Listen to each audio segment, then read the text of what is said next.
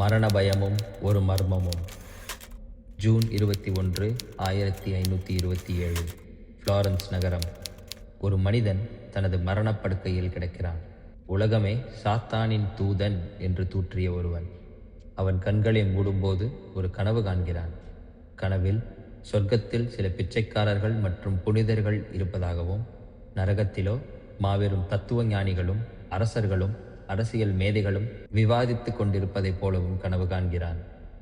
அவன் இறுதியில் கூறுகிறான், நான் புனிதர்களுடன் சொர்க்கத்தில் இருப்பதை விட அந்த மேதைகளுடன் நரகத்தில் இருப்பதையே நான் விரும்புகிறேன் என்று.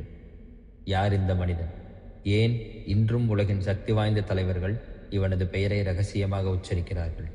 இந்த வீடியோவின் முடிவில் உங்கள் வாழ்க்கையில் நீங்கள் இதுவரை நம்பிய ஒரு பெரிய பொய் உடையப் போகிறது. அது உங்களை அதிகாரத்தின் உச்சத்திற்கும் கொண்டு செல்லலாம், அல்லது உங்கள் நிம்மதியையும் குலைக்கலாம். நரியின் வருகை. 15ஆம் நூற்றாண்டின் இத்தாலி என்பது ஒரு அழகான கலைக்கூடம் அல்ல, அது ஒரு கொலைக்களம். போப்பாண்டவர் முதல் போர் பிரபுக்கள் வரை அனைவரும் ஒருவரை ஒருவர் வீழ்த்த துடித்துக் கொண்டிருந்த காலம். இங்கேதான் நிக்கோலோ மாக்கியவெல்லி நுழைகிறார். அவர் ஒரு போர் வீரர் அல்ல, ஒரு தூதர். அதிகாரத்திற்காக எதையும் தியாகம் செய்யலாம் என்ற அவரது பார்வை பல சர்வாதிகாரிகளுக்கு ஒரு பாடப்புத்தகமாகவே அமைந்தது. என்றாலும் அவர் ஒரு யதார்த்தவாதி.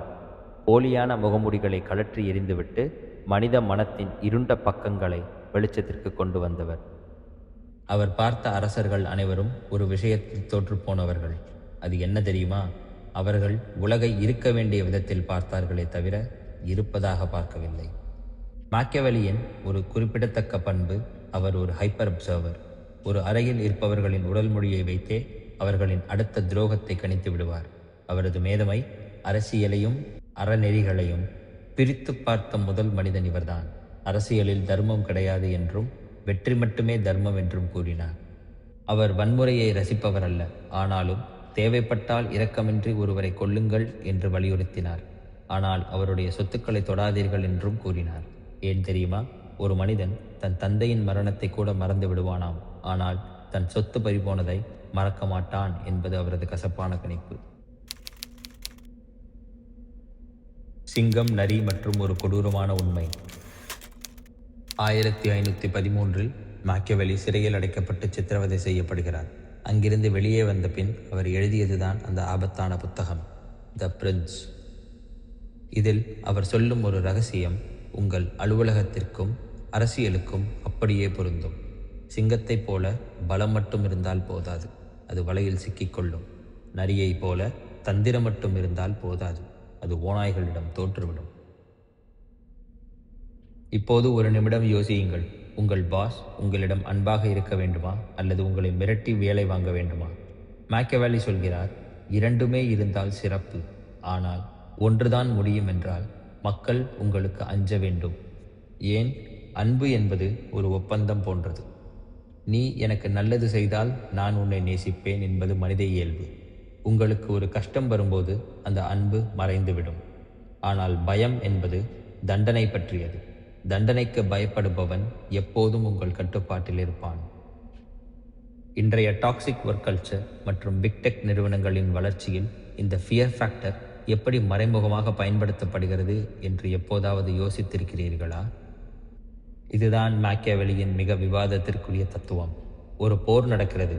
ஒரு அரசன் பொய் சொல்லி துரோகம் செய்து போரை வெல்கிறான். நாடு அமைதி பெறுகிறது. இப்போது அந்த அரசன் நல்லவனா கெட்டவனா? மாக்கியவெல்லி சொல்கிறார், வெற்றி பெற்ற பிறகு அவன் பயன்படுத்திய வழிகள் அனைத்தும் புனிதமாகவே கருதப்படும். இன்றைய மார்க்கெட்டிங் உலகில் இதை பாருங்கள். ஒரு நிறுவனம் தவறான விளம்பரம் கொடுத்து ஒரு பொருளை விற்கிறது. அவர்கள் $1 பில்லியன் லாபம் ஈட்டிய பின் அந்த தவறை ஒரு சிறிய அபராதத்தின் மூலம் சரி செய்து விடுகிறார்கள். உலகம் அந்த லாபத்தை தான் பார்க்கிறதே தவிர வழியே அல்ல. வீடியோவின் தொடக்கத்தில் சொன்னேனே, நீங்கள் நம்பிக்கொண்டிருக்கும் ஒரு பெரிய பொய், அது இதுதான்: நல்லவர்களுக்கு எப்போதும் நல்லது நடக்கும் என்று. மாக்கியவெல்லி நமக்கு கற்றுத்தரும் பாடம் என்னவென்றால், நீங்கள் ஆடுகளைப் போல சாதுவாக இருந்தால் ஓநாய்கள் உங்களை சாப்பிட்டுவிடும்.